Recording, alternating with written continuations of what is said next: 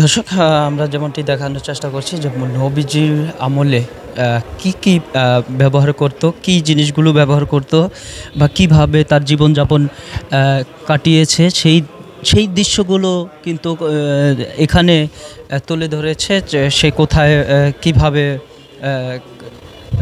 সে বিশ্রাম নিত এবং কি ব্যবহার করতো, কোথায় খাওয়া দাওয়া করতো বা কিসের আহ, খাবারের যে জিনিসগুলো ব্যবহার করতো সেই বিস্তারিতই কিন্তু এখানে তুলে ধরেছে। আমরা দেখানোর চেষ্টা করছি ঘুরে ঘুরে। আমরা রয়েছি মীর ধানমন্ডিতে এখানে সাজানো হয়েছে। এই হলো নবীজির আমলে যেই কত কষ্ট করে সে জীবনযাপন করেছে। ছিল না ভালো খাট, ছিল না ভালো বিশ্রামের জায়গা, ছিল না কোথাও একটি ভালো অবস্থান। এই সাদা একটি মাটির ঘরে সে হ্যাঁ হ্যাঁ সে মাটির ঘরে ব্যবহার করত এবং কি যে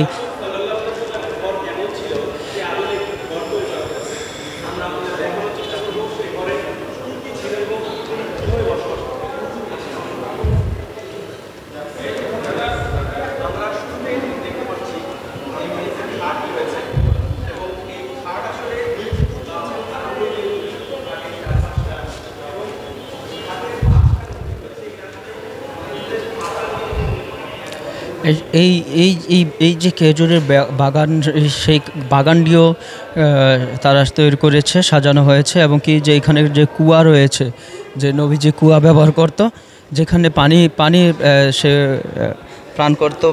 এইখান থেকে এই কুয়ার থেকেই পানি উঠে কিন্তু নবীজি এখান থেকে তারা পানি তৃষ্ণা মিটাতো। আমরা দেখানোর চেষ্টা করছি ঘুরে ঘুরে। আরও অনেক কিছু রয়েছে, সেই জায়গাগুলো আমরা দেখাবো। এখানে বিভিন্ন মিডিয়া কর্মী বা সাংবাদিক ভাইয়েরা নিউজ কাভারেজের জন্য আসছে। আমিও আপনাদের ঘুরে ঘুরে দেখাচ্ছি। এখানে যে জায়গাটি রয়েছে, এই খেজুরের যে কিছু জিনিস রয়েছে, খেজুরের পাতা রয়েছে, সেই পাতা দিয়েই কিন্তু এভাবেই সাজানো হয়েছে। নবীজি কেমনভাবে কীভাবে জীবনযাপন করছে, কোনো বিলাসভবন বাড়ি গাড়ি কোনো কিছুই ছিল না। সে শুধু এই যে খেজুরের পাতার কিছু বেড়া দিয়ে এমনিই তার জীবনযাপন পার করেছে। আমরা যদি একটু দেখাই, ঘুরে যদি একটু আপনাদের দেখাই যে এখানে যে মেম্বারটি রয়েছে সেই মেম্বারটি খুদমা পড়তো নবীজি। এই নবীজি খুদমা পড়তো। এখানে যে খেজুর গাছটি রয়েছে, যে খেজুর গাছগুলো নবীজির খুদমা শুনতো বা নবীজির সাথে নবীজি যেই খেজুর গাছের সাথে কথা বলেছে, এরকমও আমরা কিছু শুনেছি বা জানেছি। এখন আমরা যদি একটু ঘুরে দেখাই, এদিকেও রয়েছে খেজুর গাছের বাগানটি রয়েছে। সেই বাগানটি এখানে এই একটা কুয়া রয়েছে, সেই কুয়ার থেকেই এই পানি উঠাতো। সেই কুয়ার থেকেই পানি উঠাতো। এই যে সেই পাত্র, এইটা দিয়ে পানি উঠাতো। এটা হলো একটা চামড়ার একটা পানির উঠানোর যে ব্যাগ রয়েছে, সেই এমনটাই দেখছি যে খেজুর গাছগুলো রয়েছে। খেজুর গাছের বাগান, বিভিন্ন বাগান ছিল। এই বাগানের ভিতরেই সে যখন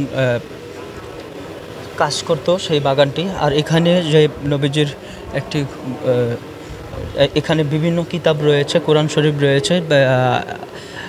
এখানে অনেক হাদিস কোরআনের বই রয়েছে। এই জায়গাটি আমরা দেখানোর চেষ্টা করছি যে এই জায়গাতেই নবীজির যে কোরআন হাদিসের যে বইগুলো এখানে রাখা হতো। এইভাবেই সাজানো হয়েছে। আমরা যদি একটু যদি ঘুরে দেখাই যে এখানে যে জায়গাগুলো রয়েছে, এখানে নামাজ পড়ার জায়গা, এখানে সে যে বিশ্রাম নিত।